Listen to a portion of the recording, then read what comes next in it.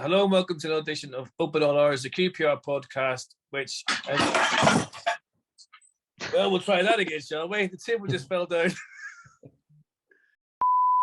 Hello and welcome to the edition of Open All Hours, the QPR podcast. We've had a bit of a misfit here because my table fell down and all my stuff went everywhere. And we're very professional. And today we're joined by Robert Gilbert. Robert, you all right? I'm all right. How are you, Paul? Come on, eh? Nothing to report. Boring all day as usual. Just managed to smash a table. Happy days. We've got Charlie Wise, and who's also put this out via Talking Rangers YouTube channel. You right, Charlie? I'm very well, thank you. Very well. And we have the manager, head coach, Mick Michael. He doesn't mind what you call him. He doesn't understand the big deal about it. Do you, Michael? Mick, you're absolutely fine with it. All good. Exactly. Now, Mick, what a week. I mean, you had that performance at Millwall, which was nothing short of just brilliant. Second half, absolutely torn to shreds. And by all accounts, on the first half on Saturday, you were bored.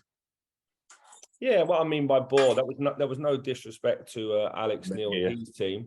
It was more just ourselves, really. Like, you know, I felt we were a little bit safe in how we were playing. So I wanted to do two things, really. Give them that information to sort of poke them a little bit, provoke them, but also make a change and sort of make us a little bit unbalanced defensively in terms of more attackers and just see what happened. I thought it made for a much better second half.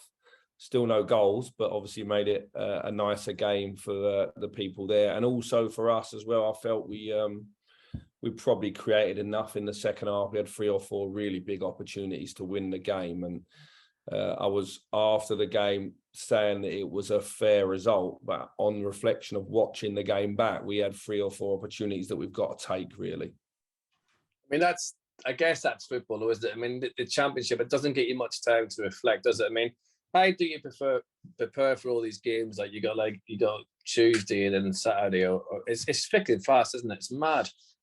I think the key thing is not to look back and not over-review things that are not going to happen in the next game, because each style of the game is very different. So you can end up looking back and reviewing things that are not very relevant for the next game. Now, if things happen on a consistent basis with an individual, you might pull that individual to one side and have a quiet chat, or if it's things consistent with the group, you would certainly. But I think a lot of coaches and players can get caught up reviewing things that have gone, and it's important you just keep moving to the next game with the same, free spirit, and freedom in your mind to get 3 points. That is the championship. Last year, the team that won it lost 10 games, so that's 1 in every 4.5. So Fulham at some stage must have just kept getting back on the horse and just keep looking forward, and I think that's it. I think you can lose up to 14, 15 and make the playoffs as well. So the most important thing is keep looking forward. Well, I agree. Before we hand it over to the chaps, so far so good in your thoughts and coming to it's a massive step, though, isn't it? When you get that front central bit of the dugout, it's quite incredible the pressure that somebody is popped on you.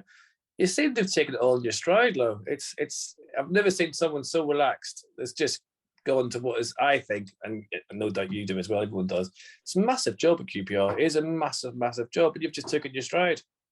Firstly, it's a huge privilege. Like you could just imagine if, someone gives you an offer to manage a football club, that's a huge responsibility. I've sort of been waiting for it for 20 years, building to it, if you like, when I started the coaching route.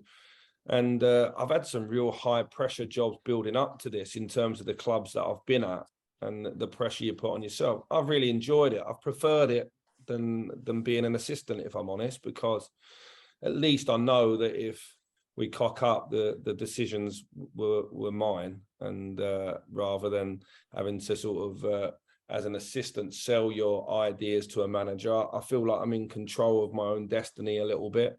And also, I do feel the weight of the fans, because the fans here have really big expectations for their club, and so they should. And I like the fact that you have expectation. I call it expectation, not pressure. And again, I've lived that in the big clubs that I've been in. I don't find it any more unrealistic than the other clubs I've been in, which is probably a good thing as well. I always think of it as clubs you've been at plus Chelsea. Okay, I even said the word. What was that? Robert, Charlie, please feel to jump in and ask, make some questions, because I'm making the right pigs hear this. I've just kicked over a table, everyone, and that was what you could hear in the background was my wife, Liz, mopping it all up. Thank you, Liz. Sorry about that. Crack on. I just wanted to ask a little bit about Tim. How has he sort of settled in? And maybe what was, secondly to that, what was maybe the decision in bringing Dazelle in for Tim when it came to Stoke game on Saturday? Firstly, we're very fortunate to have Tim. He's an excellent young player, really, really top young player. I've worked with him for 6 or 7 months at Aston Villa. He was with the first team every day. He got on the pitch a couple of times, had a start against Norwich in the Premier League. Really, really talented young boy. I didn't think that Aston Villa would let him go out on loan. I knew that Premier League loans would go very late in the window, and I wanted to do as much business as I could in terms of the frees early on. We probably didn't do as much as I was expecting to do, if I'm honest, but we managed to get Tim in. Now, the issue with Tim is he hasn't played this season. He's played one under-23s game, and he played in the summer in the under-20s tournament, or under-19s tournament, should I say. So he's not played 90 minutes yet in a men's game. In the Championship away at Millwall was a big game. He came off with cramp everywhere, is the nicest way of saying it. He was really sore. Now, a young 19-year-old does recover in time for Saturday, but I think Andre's been doing well and all. And I thought it was, if you look at it, Andre's shoes, it was a bit harsh to be left out of the weekend. And I just felt that Andre's fresh legs was the right decision, knowing that Tim would come on in the game, and then I could maybe move Tim on for Stefan or for Sam if they tired. Now, the game played out in a different way because I obviously brought Lyndon, and then Stefan come off with a slight knock. So you can't plan these things perfectly, but I've been really, really pleased with Andre as well. I think Andre's the next youngest player in the first team, really, other than Sinclair, Armstrong and Tim. So I've been delighted with him so far this season. Yeah, it's going to be quite the balance, especially when Amos is going to come back into the fold as well. How do you think you'll almost balance a fantastic addition in bringing Tim in alongside the other players we've got, and then the sort of growth and potential and fulfilling that with Dazelle? How are you going to, try and manage that in terms of our asset as well as, a great signing that we have until the end of the season? Well, let's not forget Taylor as well, because I think Taylor as well, yeah, when he comes in. The biggest thing is the amount of games we have in the Championship. What we've had the first 8 or 10 games is we've had issues with energy in the 3-game weeks. It's been an issue at QPR into last season. I think we haven't won the 3rd game. I think we've won it 4 out of sound like 12, the 3rd game in a 3-game week. So it's something that I was aware of coming into the club when I looked at certain things. And we haven't had, due to injuries, competition. As soon as we've got competition, I've seen people playing much stronger, much better performance-wise. All of a sudden, everyone's little niggles are now disappearing because they want to be fit and available for selection. And I think, do you know what? They need to fight it out. The reality is when we've got 6 or 7 good midfielders and we're playing 3, they need to fight it out. It's the same with the forwards. I think that's what happens in all the big clubs. We want to be a big club. We want to have a club with, lots of young players with competition for playing. And during the season, it's never an exact science because you build your squad with maybe 10 or 15% in your mind being injured. I think at the start of the season, we had 20% injured, and it was the wrong 20%, if that makes sense, because the players that we had out together slowed the process down. And whatever happens at the end of the season, I'll still look back and think that first 2 months was slowed down massively by the injuries that we had. Do you think the 5 subs rule has sort of helped you when bringing in the midfielders, seeing as that's what we're talking about? Because you can bring in more, because you can ask someone like Stefan Johansson, who sort of played all of last season, it seemed, with an injury, to sort of say, go and give me 60 minutes, because in your back pocket you've got 5 subs as opposed to 3. Do you think has that changed your thinking and outlook of how you want to play? There's been a lot of discussion about the 5 subs and which clubs it's a benefit for and which one it isn't. I'd always say, as a coach, it's of huge benefit to me, because I know that 15 outfield players on a Saturday realistically feel they can get on the pitch and contribute. It means I can keep the energy on the pitch high. It means I can keep people engaged and involved. And if need be, I can completely flip the tactical way of how the game's looking. I can completely flip the game if I want. You know, we could be having an absolute shocker, and with 30 minutes to go, I can completely flip the look and feel of our team in hope of trying to turn a game around.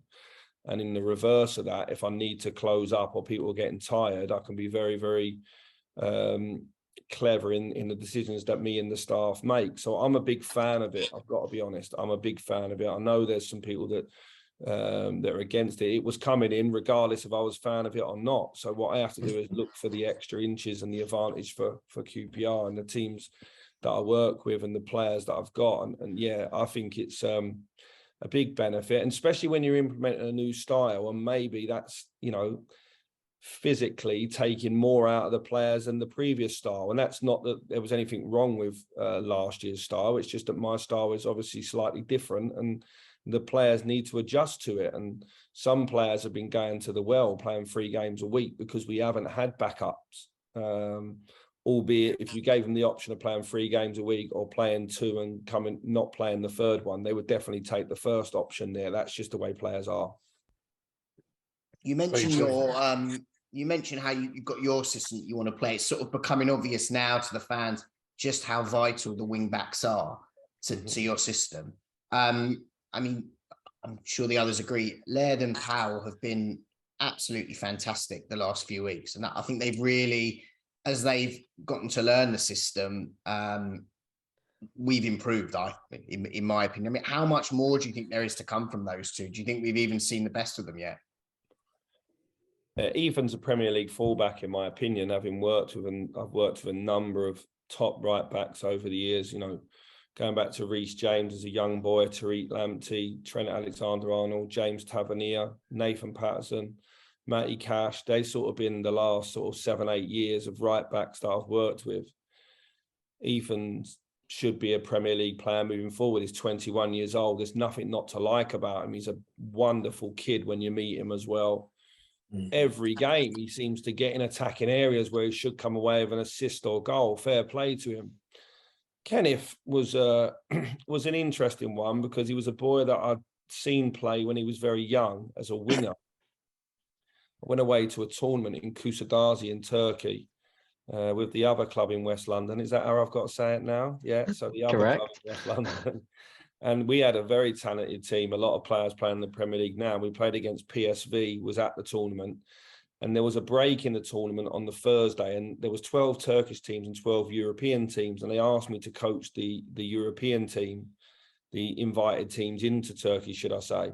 And so I picked Kenneth as the left winger. He was 13 then, played with Dom Solanke, Jake Clark-Salter, Tammy Abraham, a couple of others from his PSV team. And so I've always had this link with him. I've seen him again when I was working at Liverpool when he was 15, 16, 17, 18, and then was watching him closely at Glasgow Rangers. And then this summer he was on a free, and I just felt it was a great opportunity. He's come in on a really competitive wage in our squad, you know, in terms of he's come in to really back himself. His young girlfriend's pregnant back home, and she'll be having the baby in the international break or the World Cup break in November. So he's made a great commitment to us. And I felt that people were possibly judging him a little bit too soon, not realising everything that's gone on in the background. We knew we had a good player because we see him every day in training. He's also very, very flexible, just like Jake Clark-Salter can play left of a 2, left of a 3 and left back. Kenneth can play in midfield, and he's played in midfield for the Dutch youth teams, and he's captain PSV's B team as a number 6 or a left 8 as well. So I knew what I was getting. And ultimately, they both bring the technical level of the team up, and they bring the energy of the team up as well, which is important. You're right in saying that I do like fullbacks that attack, because I like to defend with 2 and maybe a midfielder in front. I don't want too many behind the ball. I think it's hard to score if you're playing against 6 or 7 defenders with 6 forwards or 6 attacking players. You have to try and, but at the same time, when, you know, Stoke do what they did at the weekend, we have to throw something back at them. So we went with Tyler and Chris more wide in the second half. And then Ethan and Kenneth came a bit later to the attack. So the flexibility has got to be there, because the other managers will do everything they can. one thing that's been quite intriguing at the start of the season is teams seem to have changed to play against us. So we must be doing something that's interesting in terms of, we've had a couple of surprises in terms of the other team's shape at the start of the game, that they've done something that maybe they haven't been doing in the previous game. So we're definitely inside people's minds, which is a nice, and it shows there's a respect for the work that we're doing.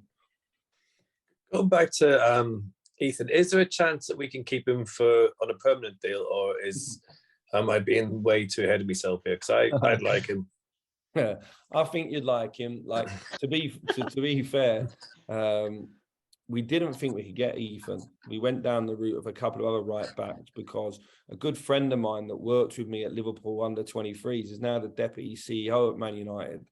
All right. I spoke to him the moment he got the job about Ethan, and he was like, look, I think he might stay in. The fees are at this. And I was like, wow, that's out of our league. Let's forget about it. We went down a different route. We tried to do a permanent for what I feel is another very good right back. Didn't work out. We was about to discuss another right back, and then my phone rang, and it was like, look, there's a chance you can get Ethan if you want him. And I was like, wow, okay, let's get back to the table and sit. And I'm so glad it's fallen the way it is, because I think we've got the best one out of the ones we were looking at. And sometimes I get that a player comes on loan and he goes back after a year, but when it's someone the level of Ethan and what he gives the rest of the squad and the other players, I think it's a no-brainer. You look at the clubs that have done well in the Championship the last few years, and they have relied on loans, and more loans than what we're relying on. I do think we're in a good place with ours, and I just think he's made a massive difference to our team. He's made Kenneth a better player because the eyes are now on two fullbacks rather than maybe one, and that's nothing against Ozzy, but Ozzy's obviously a different type of fullback. Yeah. The two fullbacks get forward. It's very hard when they're occupying the width to stop Ilias and Chris in the middle. So, you know, if you block the middle, we'll go to the side. If you block the sides, we'll come back to the middle sort of scenario. It's important that our midfielders now start to add a little bit more as well with their running to get forward and score and create, because I think we need to be able to score and create in a number of ways. And I think we've got the most goal scorers in the league in terms of different type of goal scorers, which a lot of the teams I've coached in the past have had that trait. But, you know, you do want one or two main players jumping out, of course. The thing, talking about the midfielder, I've got to be honest with you. I mean, I think the wee lad Chris is quite decent, Mick, and I recommend you keep playing him because Stoke were terrified of him on Saturday. They didn't know what to do, so they reverted to the old-fashioned technique of trying to kill him. And he's a strong lad as well, isn't he, Chris? He's got so much about him. I just hope that we can keep him for the whole season, because he's him and the partnership he has at Ilias is just mind-blowing. It must be a delight for any manager to work with him to what they can do in the pitch. Yeah, I think the biggest thing is, like, if you look at the best teams in history, that, you know, certain players play all the time and certain players have a real big connection. They don't get that. It's not the school playground where one goes in one team, one goes in the other. Yeah. To get that sort of relationship, you have to train together every single day. We've been lacking that as a team because Chris, until recently, I think the weekend was his first 90 of the season because we've been picking up with his fitness. And obviously Tyler's not been fit. The two fullbacks haven't been there. We've had some different injuries in midfield, so different problems at centre half. So we've struggled to build the relationship. So the fact we're playing well or well enough in people's eyes is a good thing. But I'm expecting us to get stronger as the season goes, and I'm looking for other little relationships to come out on the pitch as well. As we all know, we've got a reasonably young group, you know, outside of 2 or 3 or 4 players, everyone's 25 and below. And most football teams now lack a voice, you know, like a good voice. And Leon's managed to bring that. Leon Balogun, just that little bit older. He's not a shouter or beater of his chest, but he talks well to the players around him. And we're going to need that over the season. Certainly, it can't always come from the staff.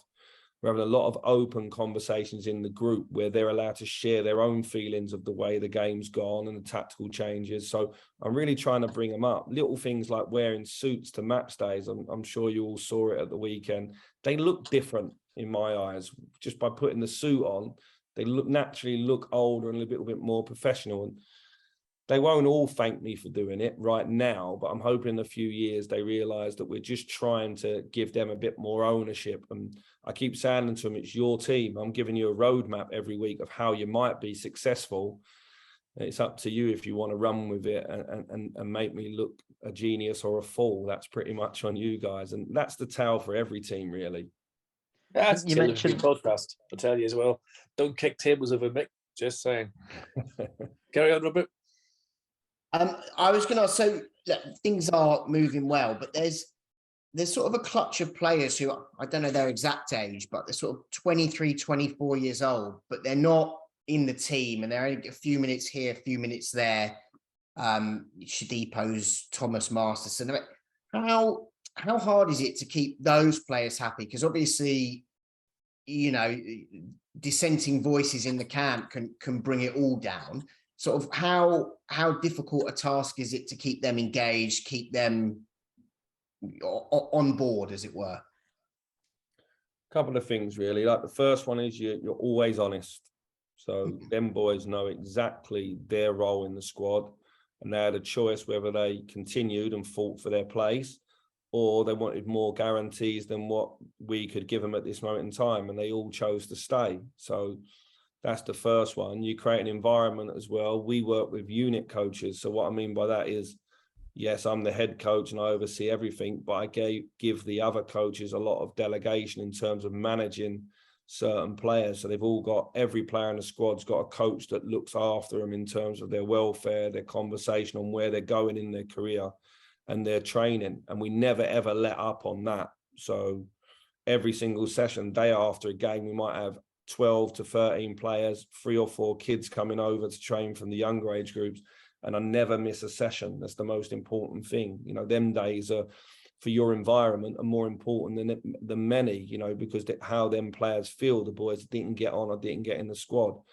And at any moment, them boys can come to me and say they fancy, you know, going to play somewhere else or going on loan. So the ball's very much in their court. I didn't force anybody out, but I was honest with everybody. 1 or 2 had more options than others, but ultimately everybody wanted to stay in and be around it, which is a nice sign that it's a good environment behind the scenes. We don't want the environment to be too comfortable. We want players that are chomping at the bit to play. I don't see anyone happy they're not playing, if that makes sense. But I also trying to raise the standards inside the football club every single day. And I've been very lucky. I've been to what top looks like. If anything, I've had the golden spoon. I've not had the reality of football, if you like. I've not been beaten up by the game, and I'm trying to push these young men to push on. And I've got them boys you just mentioned there, I've got a good relationship with all of them, and I've just been honest from the start. And I asked for honesty in return on the very first day I came in. So if any of them wanted to go in the window, they were free to, if they felt it was better for them. And that came down to every player as well. You know, if Chris Aurelius felt that their future now was better elsewhere and it was nicer to play at another football club, then they had the same opportunity, but no one came. So that's a positive. To be honest with you, I think, and I still say it, our best window was keeping hold of Senny, Chris, Ilias. And if we could just, one thing is impressive more than anything is the way you're handling the situation with the strikers, whether they've scored or not scoring. You're putting that arm around them. You're not letting them hide. You let them, and I think it will happen. They will come good. You know, I can see what's going on there, and it's so much better than you know, some managers throwing the strikers to the lions, and you know, because we all know when strikers not scoring, their head's not right, and it affects them. I think the way you've handled the players has been brilliant, by the way. I just want to say that. I think, and it shows where they come on. You know, Millwall, you know, Dexy comes off the bench and he's like a different person. He's going for it and he's not hiding. And I think it will happen for him, and it will happen for Tyler as well, going up front. I mean, I think if we start scoring from the top all the way through our team, we're going to terrify sides in this league. I think we're going to have to fight tooth and nail for every single point we got. And I think every player in the squad realises that. I think every player in the squad also, the team's the vehicle, wherever they want to go with their career, wherever they want to go in you know, with their life and their career for them and their family, the aims they've got. You don't get there in an unsuccessful team, unfortunately. So whether you're going to take QPR there or whether you're going to move there yourself, you have to be playing in a team that plays a certain way and looks a certain way, in my opinion, you know, because it has to be appealing to the next club. And so they're all buying into that. We've got a no dickheads policy, but I've been very fortunate coming into the club that we don't really have anybody. There's been a lot of things said about one or two players in the media, and that's certainly not the boy that I'm seeing every day. Everybody, since the day I've come back in, has done everything that I've asked of them. And so, look, it's early days. This time last year, the team was doing fantastically well. 3 months down the line last year, the team was doing fantastically well. We want to peak. We don't want to, you know, we want to keep growing and growing and growing to the end of the season. We want to peak in the middle of May. We don't want to be peaking too early. So although it's all unfortunate, the injuries took time to come back, we're one player now, you know, touch wood, this international break's a bit of a nervous time, but we're one player in Taylor away from having everybody fit. And so therefore we should keep growing and moving forward. And hopefully that means the 3 game weeks are a little bit easier on our legs. The biggest issue I'm going to have when everyone's fit is picking 16 outfield players to travel every week. You know, it's like, you know, the 2 keepers is an easy one because we have 2 senior keepers and 2 young ones. If the 2 seniors are fit, that's not a problem. But the 16 outfield players in a minute is going to come a problem when you probably with your bench, you try to go 2 defenders, 2 midfielders, 2 forwards. That's going to be a real difficult task at some stage. But what a brilliant problem to have, though. Well, that's what you do it for, you know, like, and I think we want to, you know, in all fairness to every player, it's not me, you know, talking down on where we are as a club at the moment. I want to be in a stage at some stage in my career where I'm leaving out far better players than the ones I am now. I'm playing in much bigger competitions, and that's the same for the players as well. We all talk about we want to get there. Well, what does it actually look like, and what have you got to give to it? And that, you know, me and Neil in particular, because of obviously Neil's background and mine, we are a little bit ruthless at times with our feedback with the players and what we're demanding from them. I like the fact the players go home a little bit exhausted physically and mentally, because I think we can't be looking at Saturdays and Tuesday nights. We've got to be looking Monday to Friday at the work we're doing behind the scenes, and everyone's got to be improving physically, improving tactically, improving technically, improving in their relationships and their understanding. These boys go to work together every single day. So by the end of the season, they should almost have a degree in the QPR and the way that we're trying to play, you know, because if not, we're not getting any smarter, are we, as a group, firstly as an individual and then as a collective. So, yeah, I'm reasonably pleased as I sit here in the first international break because of where we are in the league. I'm a little bit frustrated in the points tally because I believe we should have more, but I think I'm learning that the Championship is the most up and down league in the world because of how even the teams are, apart from the 3 or 4 that get the parachute payments, which make it a little bit distorted, doesn't it? Yeah, exactly. I mean, look at Middlesbrough. They're many people's favourites, and look what's happening now. Charlie, you don't think you want to come in? Yes, I just wanted to pick on what you said there. I think you mentioned that you're reasonably pleased, but I think one thing in the last week that I think we have to be incredibly pleased about from those 2 games is 2 back-to-back clean sheets. I think that was the first one of the season away against Millwall, and I think no coincidence in that has been Liam Balogun. I think he's been tremendous. He's been a wise and experienced head in that back line, and especially in comparison to last season, we were very leaky at the back and almost felt in some games we have to score 2 or 3 to get the 3 points. How much belief is it installing in the side and the morale as well that, you know, we're capable of creating clean sheets and we can nick a game 1-0, or we can, you know, we don't have to be scoring that many goals to produce these results. You know, what's that doing to the side? Well, that's huge. You know, like, to be fair, we were too deep early in the season. We dropped into the box. It's a change of style. I don't want us to be deep. I don't want us to be as high as we were in the 2 games that we actually won. We won away at Watford and Hull, and they took every single word we said, literally. I actually said to them afterwards in a meeting that the defenders in their unit meeting, who asked you to hold such a high line? I said strong line, not high line. Like, I wanted it to be somewhere in between. So it went extremely high from being extremely deep. Listen, the Watford game, I didn't think either goal should have counted. I thought it was a handball and I thought it was a blatant foul on Rob. I think Rob goes down a little bit easy, but it's a foul. You know, it's a foul, Yeah. clear foul. VAR gives us both of them. The whole game, the boys 1.5 yards offside.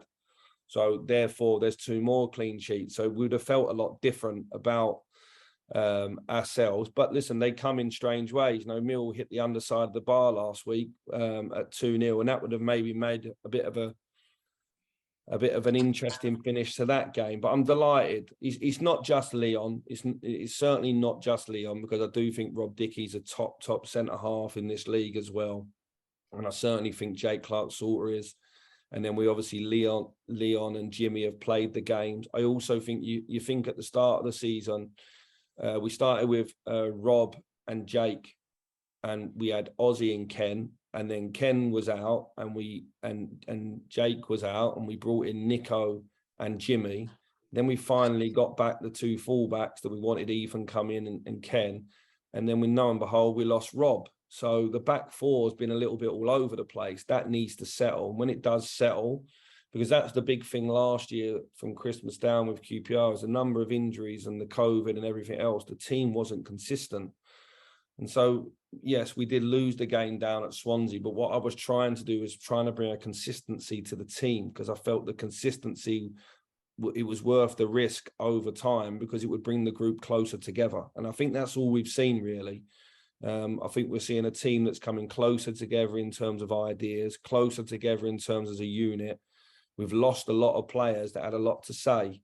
And I don't mean that in a derogatory way either. I just mean we lost a lot of personality from the group. Your Lee Wallace, your Barbe, Charlie Austin, Andre Gray. They would have had a lot of influence, I'm assuming, in the changing room because of where they'd been in their careers. And we lost all of that in the summer, and we brought 6 or 7 in. So it takes time. Like, I pride myself probably on about 50% clean sheets. So I need to go a little bit now to get a few more in, and it will be crucial, certainly in games like the weekend when, you know, we're maybe just misfiring in the final third or missing chances. I look back to the Blackpool and Rotherham games and think, wow, there's some real drop points there. You know, Stoke are by far better team than those 2 sides. Another one I just wanted to ask you quickly was, I think there's been no denying at all that the quality that Roberts has brought to the side. You can see that he's very capable at this level. Where do you best see him playing as a side? From, I think, my perspective, I think he's almost that in between a 9 and a 10. And I think we've seen him in different areas, seen him as a 9, seen him maybe behind Dykes, maybe not best utilised, at least from my perspective, obviously. Don't get the perspective you have, but where do you best see Roberts in the side in terms of position? Is it a 9 or behind the strike? It gives us loads of options. So when we was bringing him in, we knew we could play him in. We knew we could play him in a number of positions. In his mind, he wants to be a number 9. And that's where he came through as a young player and then got moved around a bit. He got moved around a bit because he's a good football player. You know, he's almost too good at times to be a number 9. He plays like a midfielder, or he plays like a number 10. I thought it was excellent at Millwall in terms of the tactics that we asked, because the size of Millwall centre-backs, we didn't want to fight with them. We wanted to come off and sort of create problems either side of their midfield. And that's how we scored the first goal. I like to give the forwards a lot of freedom because I like us to be unpredictable in those areas. I think he can play in either of the 10 positions in terms of the narrow 10s. He can play wide both sides. He can play as a support striker, as a number 9. So just all round as a squad player, he's a fantastic one. And I don't really want to nail him down to a position because I think over the season we're going to need all of them. And he is a hybrid player. That is what he is. So, yeah, you have to remember as well, he's younger than Ilias and Chris. And he physically doesn't look it, does he? You know, but he's the youngest out of that 3. So he's achieved a lot in football. And I feel we just needed a home. He needed a friendly face. He needed some consistency in terms of being important in the dressing room. And he's not had any of that, even in the time he's been with us, because unfortunately he's not been fit. It's only been the last couple of games that he's been fit. He came off again at the weekend with a knock. He seems to be having some real tough luck, but this is a big 2 weeks for him because he goes away with the national team now, and it's the last camp before the World Cup. And it's really important to him that he finds some form and stays fit between now and the World Cup, both for QPR, but obviously for him and his career aims as well, which for a young player must be so exciting, having the opportunity of a World Cup in front of him, similar to obviously Ilias and Seni that are getting ready for that as well. What are the plans for the World Cup for that break in the season? Is it going to be sort of everyone go away for a week and then come back and do another pre-season? How do you do it? I've had experience of this, and obviously in Scotland we used to have the month break over Christmas, and I suppose where I was at with it, you know, the players don't need another camp away together. They've been together every day since pre-season. They actually need a bit of time apart with their families, and then to come back in and train.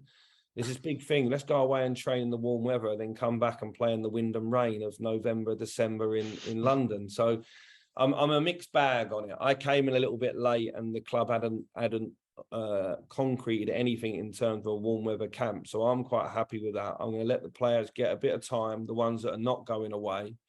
I'm going to let them have a little bit of time with their families for a week or so, and then we're going to come back in and train as normal and look to play some games. There'll be a lot of teams looking for games and just look to play. And it gives us a chance to really assess where we're at. That's another 10 games down the road. So we'll be at 20 league games by then. We still won't be at the halfway stage. We'll know where we're at. And ultimately, I'll be looking at what the squad looks like then and what's the best way for us to play. And, you know, the way that you want to play, your ideas are nothing to do with a formation, really. It's how do you get your best 11 on the pitch that's cohesive to give yourself the best chance to win. And that's why we've messed around a little bit at different times and played 4-4-2 or played one behind 2 9s or 2 10s behind. And the second half the other day, we played with 3 10s behind a 9. We've played around with it a bit because it's more, what does the team need now? For the team to be cohesive in those moments, it obviously needs a little bit of time behind the scenes working as well. It's not as easy as just saying, well, we'll go to this formation, we'll go to that. And that's why I say having some key players injured really wasn't helpful in pre-season and the early part of the season, because it meant we had to stick to one thing just for some consistency. And we didn't have much in terms of way of changing to make the team stronger. I feel now that, you know, just like a decision at the weekend, right, okay, we'll take a midfielder out and put the forward on. It can change the dynamic of the game and actually make you stronger. There were certainly cases early in the season where I felt we were perhaps making our team weaker in crucial moments of the game. And that was a horrible feeling for me, making them changes at the time I was, because you didn't want to break the players physically and you needed them for the next game. But at the same time, there was a big 3 points in front of your eyes right now. So, I think that the World Cup break will give us another month of being able to try that out. And what a game to come back to, Burnley. There's no bigger test, is there? No, I'll tell you one thing, though. I have to be honest with you. You live the way I live. I'm Northern Irish. What the hell's a World Cup? Is it something that happens every now and again, or what? I mean, you know, it's not fair. Everyone gets to go, even in the middle of the Middle East, and enjoy themselves, and we sit at home watching it on TV every time, going, "Oh, if only." But you know, I was thinking, Mick, I am wondering about this. I'm wondering down the line, especially with the cost of living crisis and everything else, if the football authorities are going to see this break and then think, hang on a second, I wonder if we should implement this every season, like Scotland do a winter break. I mean, or am I just being too clever for me on good with that one? I think that there will eventually be something with the competitions, because the big clubs don't want them, do they? So the big clubs play 60 games a year because of Europe. You know, it was similar when I was at Glasgow Rangers. The amount of games we played 62 to 66 games a season. I've come here and everyone's saying, oh, the Championship, well, you know, QPR, if we play into 50, we've done brilliant in the Cups, you know, or we've gone into the playoffs. So if we get to 55, we've had an incredible season, which must mean we've got to Wembley in one of the Cup competitions or the playoffs. It's the only way we can do it. So I'm enjoying these extra 15 midweeks off, if that makes sense. So I think the big clubs, it's not so much the amount the clubs play, it's the internationals as well. You know, a young boy I worked with last year, Joe Aribo, didn't he play 70 plus games in the year? And that's some doing that, you know, to play at a level as well. There wasn't one game where he could play less than himself, less than the level that he's capable of being, because that's not the idea, is it? And so if I look at someone like Chris Willett, if he's going to play 50 games this season, then imagine if he was going away and being international and playing another 8 or 10 there. I can see why they're looking at it. You know, it's so surprising how many, you know, we genuinely went to, at the team we took down to Charlton in the Carabao Cup was to go through. And if it weren't for a last minute fantastic strike from the kid, we would have got through. I looked at the other teams in the Championship that week, and I looked at the Premier League teams. It's like the cup, you know, everyone wants to just get out of the cup. So there might have to be a conversation around the Carabao Cup, because it's certainly being devalued from what I can see with my own eyes, and I'm not sure that's healthy for the game. Well, there's only a couple of people who actually won, to be fair, in our history as well. So it's a big part of our life. But it is, I mean, and you can see the same thing happening with the FA Cup as well. I mean, the big teams. I mean, if the interesting thing would be if they put a European place, as in Champions League, into the FA Cup, then we might see some. I don't know. It's sad though, because I enjoy cup matches, and I think it's a real shame, because Loftus Road, as you're finding out, when it's packed in a night game, there's nothing like it, is it, Robert? It's just a beautiful atmosphere at Rangers, isn't it, in night games? Yeah, yeah, fantastic. I was actually going to ask you, Michael, obviously you've managed and been a assistant manager all around the world. How does it feel standing on the touchline of, with all due respect, Loftus Road, 18,000, compared to Ibrox or Sao Paulo, where you're assistant manager? I mean, does it feel different, or is it not something you really register when you're in the heat of the moment? The one thing when you're looking, you know, I had quite a few offers over time. I was very lucky, you know, in the last few years, I've always been in a good job and well paid, and always felt I was a big part of something. So I didn't feel like I had to take that big of a risk, which you're wondering why I've come to QPR now, haven't you? So no, I think the big one for me was being from London, and I'd been to games at Loftus Road growing up. I knew how close the fans were to the pitch. And it's that feeling that if your club is up and your fans are up and your team's playing well, that you can almost strangle the opponents. And there's a big thing in that. You can get a feeling and energy off the crowd. Now, it can work in the reverse. And I've been at clubs where it has definitely worked in the reverse, where too much is expected and you haven't scored after 20 minutes. And it's almost like your own fans are against you. So I do know that these things can turn. But like, if I look at Saturday, the players and the fans, second half, couldn't have given anything more to that game than to win. We missed 3 big chances with Jimmy, Kenneth and Ilias, and obviously a quite decent chance with Ethan Laird, and maybe a good half chance for Lyndon Dykes in that second half. But we were pushing, the fans were pushing, and we was all together. And I think if you ask Stoke, they were delighted to get out of there with a point in the end, because they felt the force of our stadium and, you know, us being in a good place. That's all we can all do together, isn't it? Do you know what I mean? When the team aligns with the fans, that's really good. And that was the same. You know, the European nights at Ibrox were unbelievable.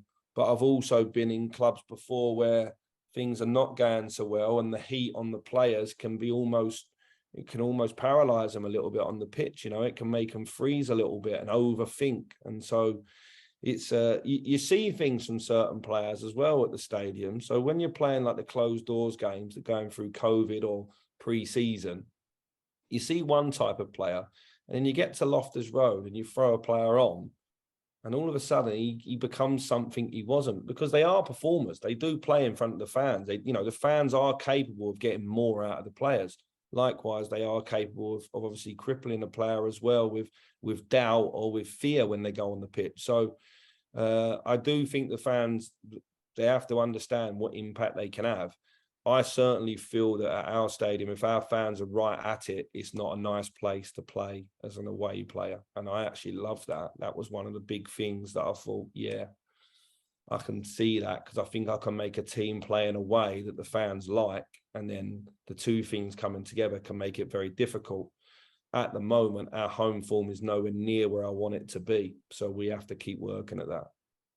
It's funny you say that, because I reckon if Senny had scored that goal, the loft, the place would have got absolutely ballistic. I mean, it was good enough up there in Sunderland. It was the best birthday present ever. Seeing him do that. But can you imagine that at Loftus Road? I mean, I love the place. I know, listen, it's got its faults, and everyone wants to move us and change us and do this and make it more modern. But I just think there's nothing like Loftus Road for the atmosphere and the closeness. And as you say, as long as the fans get, the only thing that worries me sometimes, it's not just QPR, this is a modern game, is after 5 minutes of a young lad being on the pitch, everyone's on his back. You know, people are suddenly, they're not getting the chance that we'd have got years ago. And you can see it with the fullbacks now and everything. They've come on so much.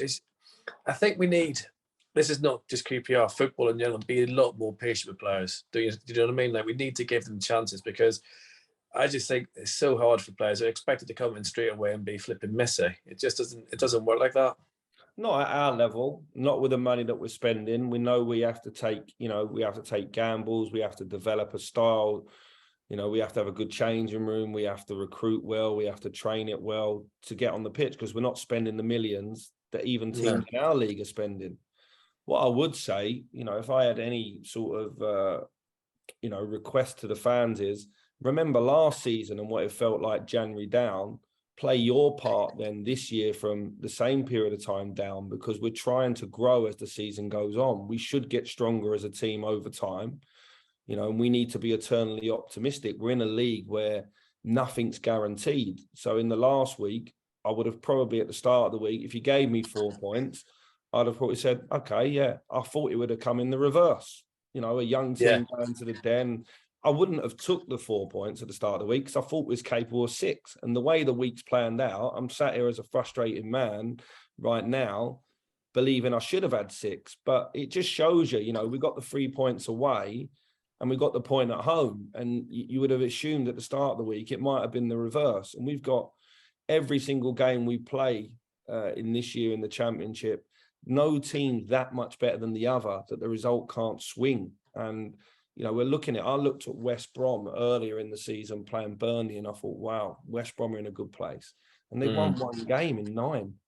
And the manager's under pressure. But I look at their squad and the money they've spent this summer and the money they spend on wages, and you're a little bit envious of what they can do, because there's 1 or 2 players on their list that I know well that would have come and played for us. But you can't, and it's the same with 1 or 2 other clubs. You look at Watford, we go there, the week that we go there, 2 main players for them are going for 80 million and then don't go, and they don't move in the window full stop. So you're thinking, well, Watford will just take off. But it hasn't been the case. And I think it's just one of them leagues where you have to stay eternally optimistic every week. If you if you get too high or too low, all you do is kill yourself for the next game. Somehow you need to try and stay level-headed all the way through. That's really difficult for fans, and it's equally difficult for me, obviously, running it, because you want to find a level of consistency. But I think in every single manager's interviews at the weekend, every manager said, I want to go on a consistent run now. It's like a thing in the Championship. Yeah. It's like it's the coupon wrecker, isn't it, of leagues, if you like. Wrecker. I mean, I personally, you don't need to respond to this, I find it's the linos and the referees are my coupon wreckers. But there you go. I know we got a wee bit lucky Saturday. That's all I'm saying. I thought, am I wrong? Was that a penalty? I don't know. I thought it was. At first take, I looked at it, I thought, oh, crumbs. That's not good. Really? No contact. Oh, good man. Well, see, I wear these for fun. I'm pointing at the glass for people listening. So I'm blind as a bat. So I'll take that's good then. It would have been a travesty if justice if one was given then.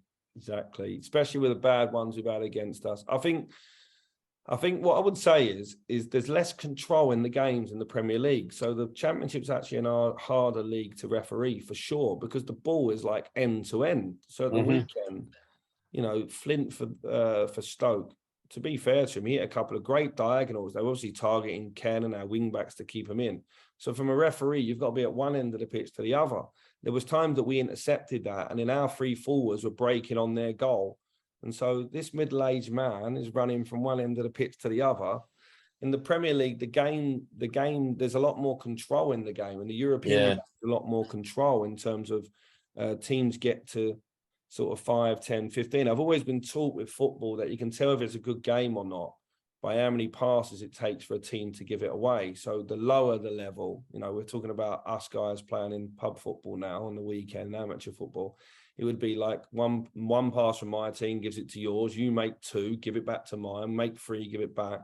Championship looks like that at certain times. You know, it's important there's a rhythm to the game. And the higher up the level, obviously, teams make more passes and it gives it a rhythm. So I don't think the refs have been wonderful, but I'm going to give them a way out. I think the Championship's actually a difficult league to referee.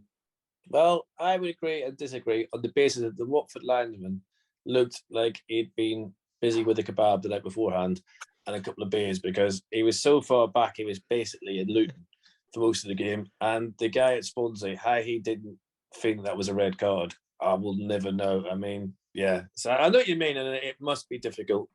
I hear what you're saying. I think there's this big thing at the moment as well. Like if there's us 4 and 2 of us are running the line, 1 of us refereeing and 1 of us a 4th official, surely we're there to help each other. And all I hear every week is, I don't make them decisions. You know, I don't help with that. And it just doesn't make sense. The 4 of us are there to help each other. It's hard enough as it is to referee the game. The 4 of us have to help each other. We have to be on our blind spots. Otherwise, what's the point?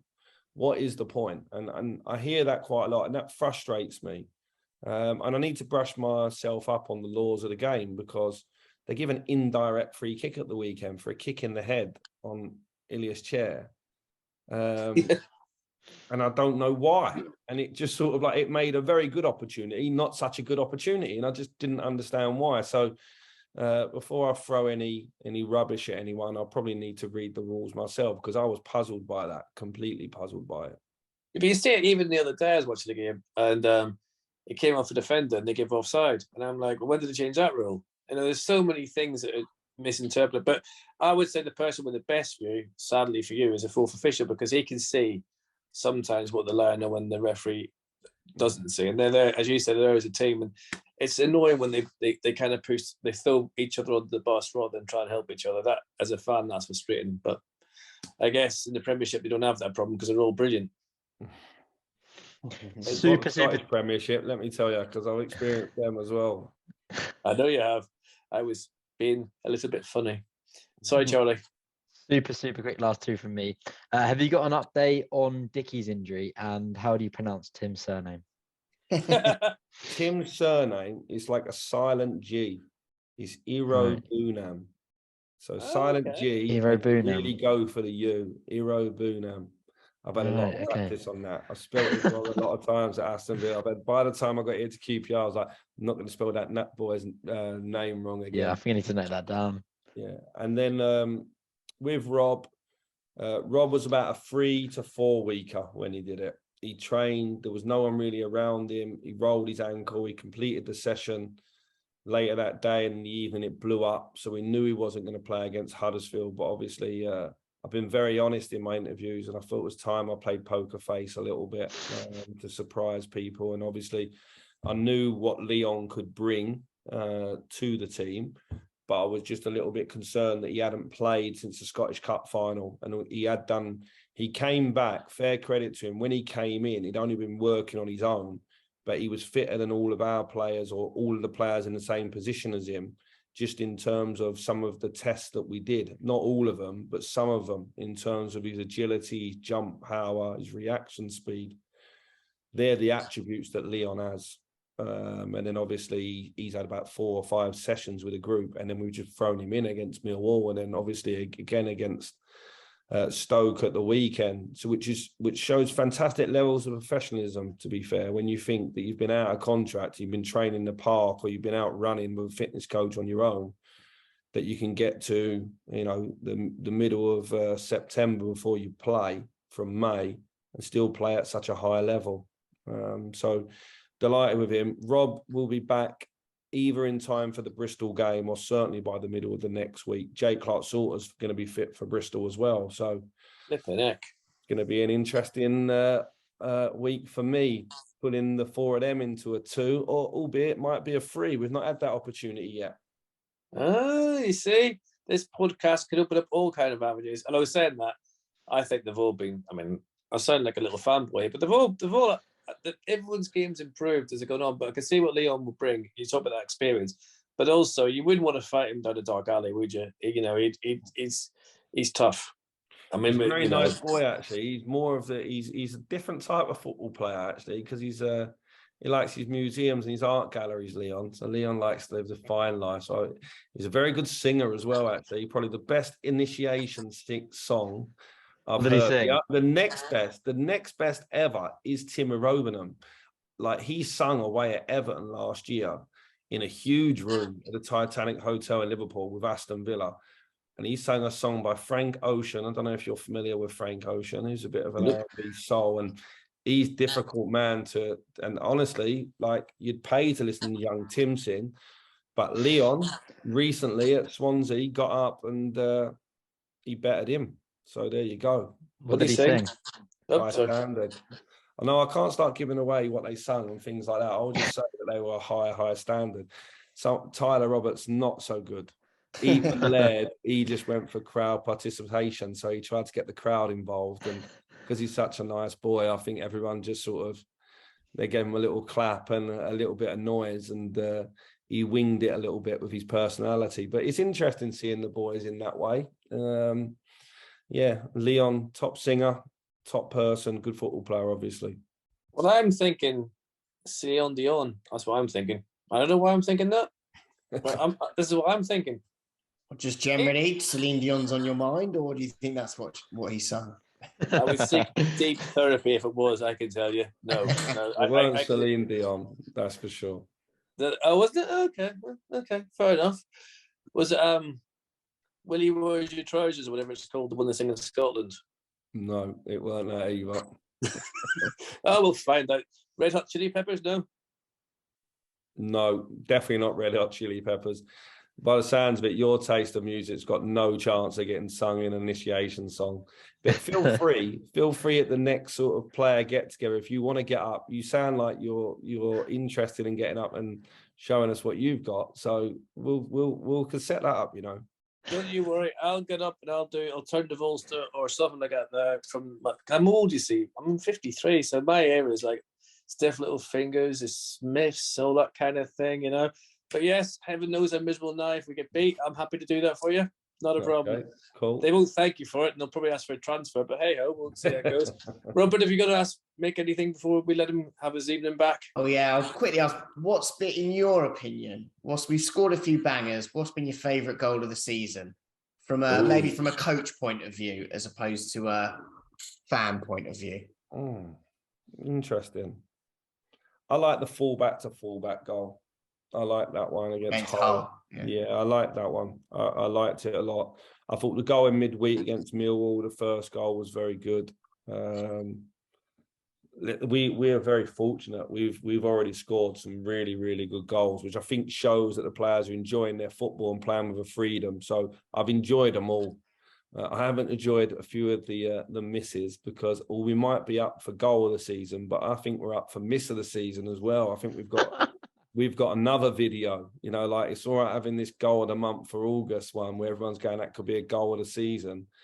We could also bring a video out of real big missed opportunities. I want a few scruffy ones to go in, if I'm honest. I think we work really hard for our goals. And so like you look at Jimmy Dunn's one against Middlesbrough, it's a miserable goal, if you like, but let's get 10 or 15 of them because they help you, you know, in between the fantastic bits of play. It's not often you see a goal which goes, sadly nowadays, from a goalkeeper through the defence, midfield, and up to the forwards and scored like we scored at Millwall. And that one meant a little bit. London derby, not a big fan of the way that club always carries itself. Nothing to do with the players and everything. It's not my favourite club. So, and it's a London derby, so it was a nice goal for us to score. I like the way we took the first one in, and Chris sort of like had a wee look before. You know, it's just a perfect goal from a team point of view, isn't it? The way we passed it, the way he took the chance, and I think we were so much better than them. I mean, I wouldn't fancy having your position in the dugout, mind you, saying that, because I'm sure you had a few things said to you.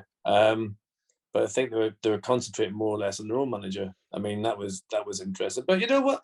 That's a flipping hard place to go there. I think I could be wrong. Maybe Johnny and could be right. I think that's only our third win there.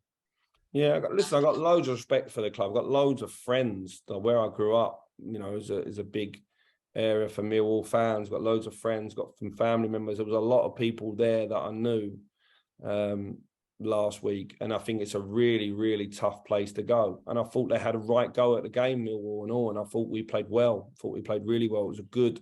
Sad, really, there's only one London derby. There should be a bit of needle in the London derbies as well. It's West London v South London. There should be. I shouldn't have to dress it up as a manager. Gary shouldn't have to dress it up either and try and be nice about it. Like, there is a bit of needle in it. We want to win. You guys go in there in the stands are desperate to go and win. We sold out our way in, and we want to win. We want to beat them. What we stand for and what they stand for, different. That's football. That's fine, as long as it don't go anywhere outside of the 90 minutes, then it's fantastic. And I thought that's what we got. I thought we had two teams go right at each other, and we were just a little bit more ruthless on the night, or clinical on the evening, which I was delighted about.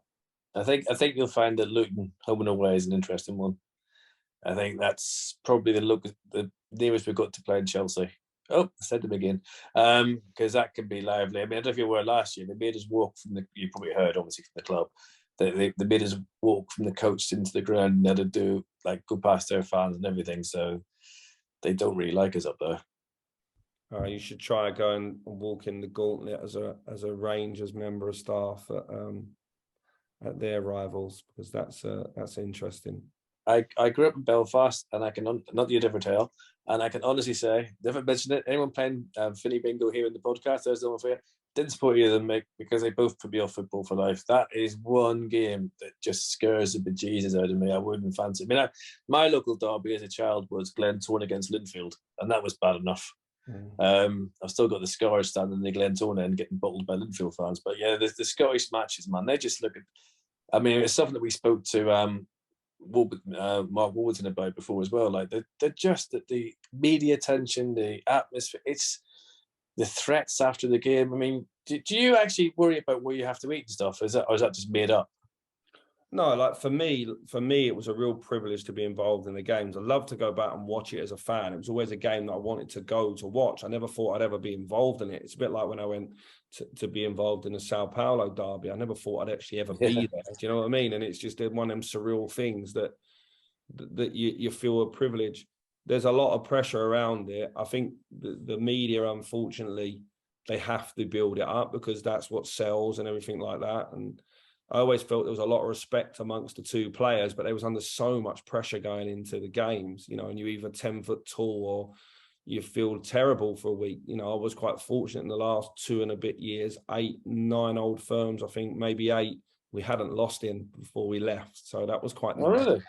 8 of them give you a deep breath, you know, give you a little bit of time, but they were privileged to be in. What I would say is 2 unbelievable football clubs, both with really good managers at the moment, with lots of very good players, but second is last. And so therefore, you know, the fine line between doing well and being praised, over the top praise, and not doing well and being absolutely on the floor is the outcome of them games, unfortunately. And I've been on the right side more than the wrong side in the 14 games. I think obviously being unbeaten in 8 or 9 of them was nice.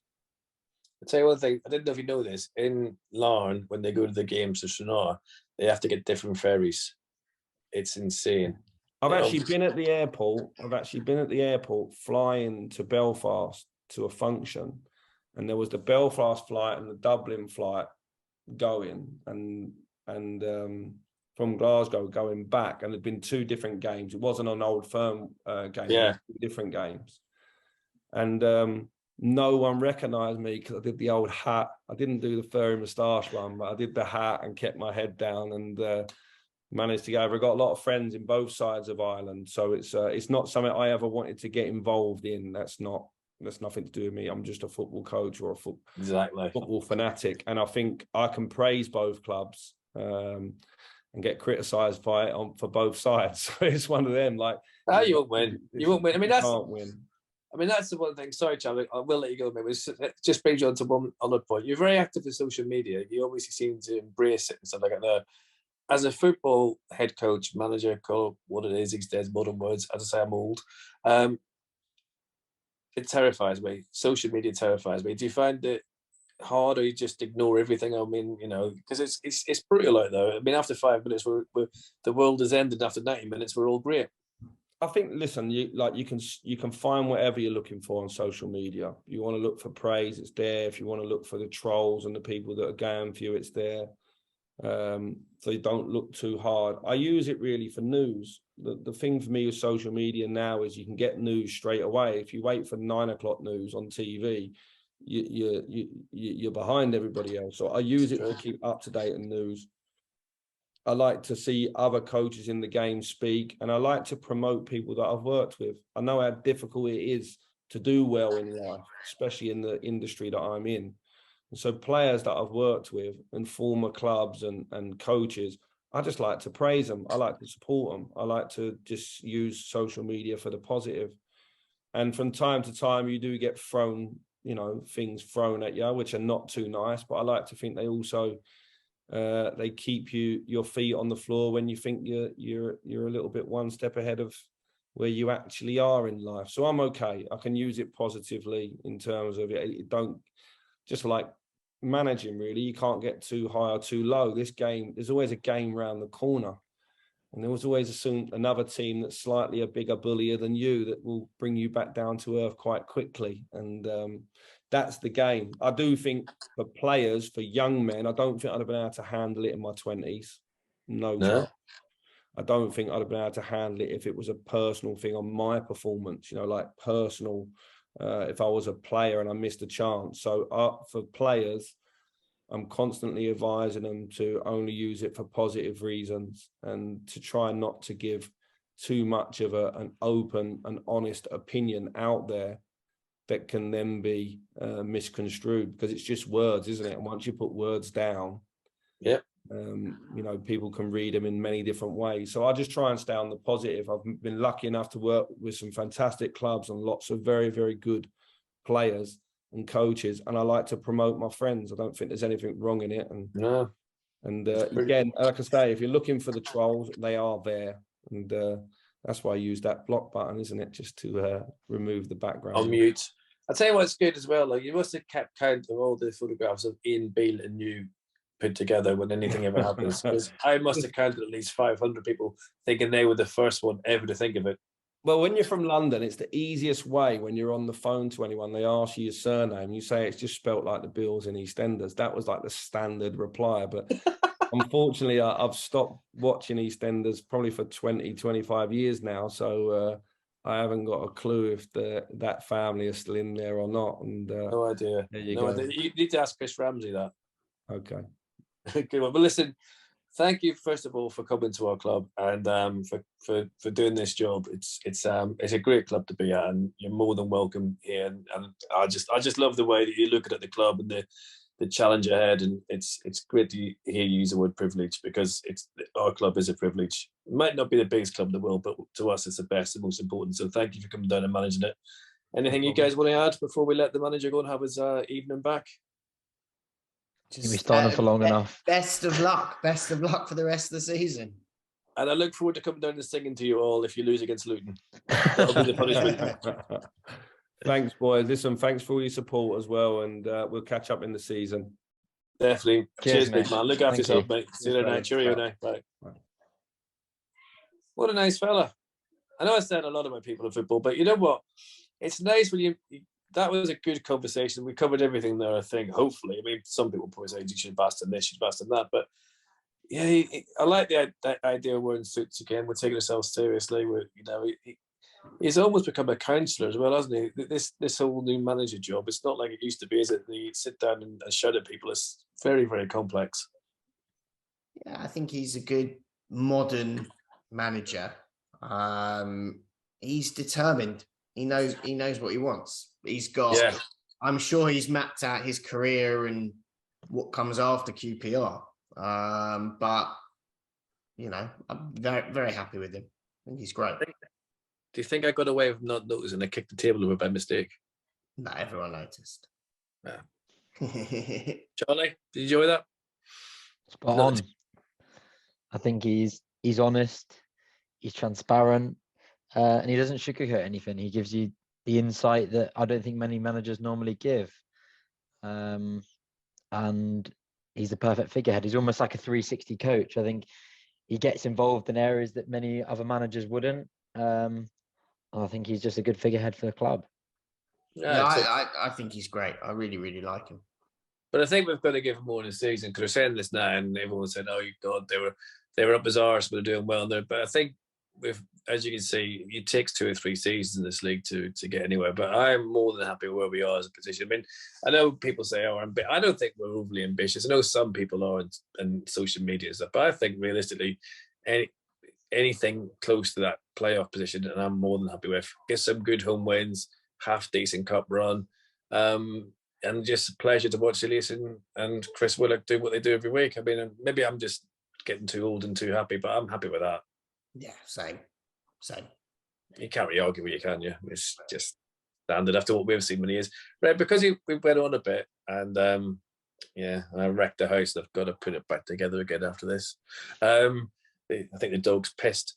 Because behind the floor, that wasn't good. Sorry, Snoopy. 13, he'll be singing Danny Boy in a minute. Last 2 games, from my point of view, I think, as he said himself, 4 points you can't argue with. I think we were brilliant at Millwall in the second half. The fans were amazing. Just incredible goal, the first goal. And the second goal just killed him. And it was just great. I enjoyed that. It was nice to go there, as I said. I think it's only a 3rd win now. And, Stefan took that. I think he needed that goal, didn't he? He really did, Charlie. He had that could be the making of him. This, coming back to how he can be. Yeah, I'll be honest, I've been quite critical of him the last 12 months, but I think the last month or so, I think he's really upped it. I think his work rate's infectious. I think he's got that desire back, and I think that goal will do a world of good for his confidence. And I think you've seen that Stefan Johansson probably in the last 3 games that we saw when he joined us on loan a couple of years back. And hopefully it can be a bit of a platform for him that can really kick on, because there's definitely a player there that's just getting out of him. Exactly. And you know what? You can see what he's saying with the fullbacks, everything else. Is when everyone's fit, I wouldn't fancy picking that side, would you, Robert? I mean, it's just... No, I think the question's going to be Balogun's his boy, Jake Clark-Salter. I didn't realise he'd known him since he was 13. Yeah, that's a big thing. And Kenneth. And Powell. Where some of the, your Rob Dickies, your Jimmy Dunns, crowd favourites, they could struggle to get in the team, which will be interesting. But look, no one's feel fit at the same time. You've got an international break. Someone will pick up a knock. That's just the way it is, isn't it? And it's about dealing with it. It seems the squad is there. Not quite. They still haven't got the cover at right and left back, but everything else looks like it's covered nicely. Also, as well, the physicality that Stoke brought on Saturday was a bit frightening. I mean, it's one of the biggest football teams that I thought had landed in the land of the giant. It was massive. Yeah, they're big. Are they? Yeah. I mean, that bloke at the back, Jesus wept. I mean, that was frightening. Yeah, Flint 6'5". Yeah. Yeah, but it's also, as I took myself offline now, as I'm having a great day, flooded someone's house, kicked the table over. What a day to have. But you know what I liked about Stoke as well? We didn't give up. It might not have been the greatest first half ever. I mean, even the manager said that, didn't he? At half time, he was bored, and he told the players that. But the crowd didn't turn at all, did they? And that's something. Because sometimes you sort of see a game and you think even we'll get a wee bit edgy. I think they know what he's trying to build. We know we're trying to go. And, I'm just pleased that ref didn't give that penalty, because where I was sitting from, obviously the manager knows better than me, but I was like, oh, shite. This is so QPR. This is just going to be, oh, no. And then he hadn't given it. It's like, oh, that's interesting. I thought it was Stonewall from where I could see it. It wasn't just me then. But okay. They didn't include it in the highlights, which I thought was strange. Maybe it wasn't a penalty then. I don't know. Let's just leave it like that. Let's never speak of it again. Let's never speak of it again. Speak of what you say, Robert. Speak of what. Exactly. But I'll tell you another thing I've noticed as well. Our corners are getting better at last, aren't they? We're starting to whipping them in again and making it a wee bit dangerous. Because our corners, let's face it, for a wee while, were not dangerous at all, and we all knew it was going to happen. But we seem to be getting that. We're causing a menace, even against the size of Stoke, to make them panic at corners. I think was doing something right. Yeah, I think the whole thing's just a work in progress that appears at the moment to be moving in the right direction. Look, the next 4 games are really tough. Bristol, Luton away, Sheffield away, and home to Reading, who were somehow up in 3rd, I think. Yeah, that's bizarre. You got, look, we could all have a complete mood change in the next 4 games. That's the Championship, isn't it? Oh God, I mean, it's glory or failure, isn't it? It's like from one game to the next, like, you know. But we better do our R's end, because the person listening to this is now decided they're going to go for a bath. There's nobody here. that feels like my head. Yes. Go on. Who wants to go first? I haven't got one, but I'll think one on the hoof of just nice to see the fans are still sticking with Lyndon, singing his song, supporting him. Beale hinted at that. That's important. So let's stick with him. Let's not turn on him. It's important. There are players. Let's stick with it. I think that's very well said, actually, and very true. You got a lot of support at Millwall and Stoke game. Charlie? I think my R's end is almost an applause to Mick Beale's phone book. I think some of the players that we've signed, even on free transfers, I think you think Salter, we haven't even seen really yet.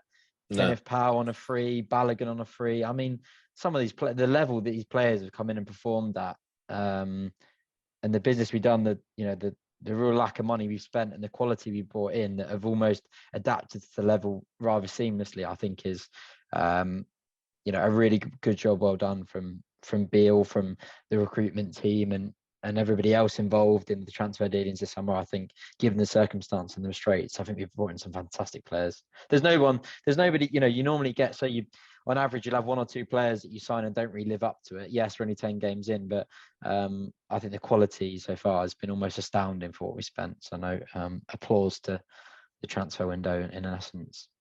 He's also improved Idios as well. Yeah. He's done a lot more, and Andre as well is doing quite well. So yeah, it's all good at this stage, isn't it? It's international break. We're having a relaxing time. Now, my R's end is quite simple and quite short, and that is I actually haven't got one. Beautiful. Wow. But if I did have one, Yeah. Nah, do you know what? It was nice to see everyone singing last week and enjoying the football away.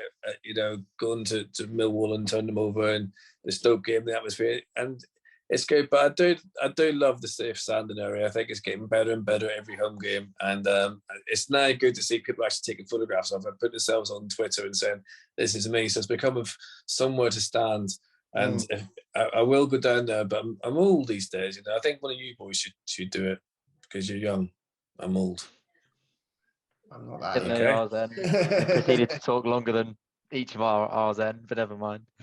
Well, it's not my fault. I talk a lot. This brain just continues. And I'd say I was disappointed as well in the R's end that Jimmy Dunn didn't get a call up for Ireland. That was sad. Yeah. I think he deserves it, and you can say it means so much to him. So hopefully they'll get their act together and get him in that squad, because I think it'd be a great addition to it. Even though I support the other Ireland, I think it's a shame because he's a great player and a great lad. Right. What I should do is say thank you to Paul Morrissey for sorting the manager out. By the way, that was good to the club. We know. Listen, when we first started doing this many years ago, there was only really us and a couple of other people. I think we were the second podcast. Casper Delaney did the first one, did a couple, and then we took on from there. And we understand the pressure they are to be fair to everyone, and they have to be fair to everyone. So we thank you for giving us the manager. I won't hassle you for a while now, and we'll just talk amongst ourselves for a couple of months. So listen, Robert and Charlie, thank you ever so much, and I'll see you boys in a couple of weeks down in Rangers. And this has been Open on Ours, and thank you to Mick Beale for giving us his time, and hopefully you all enjoyed that.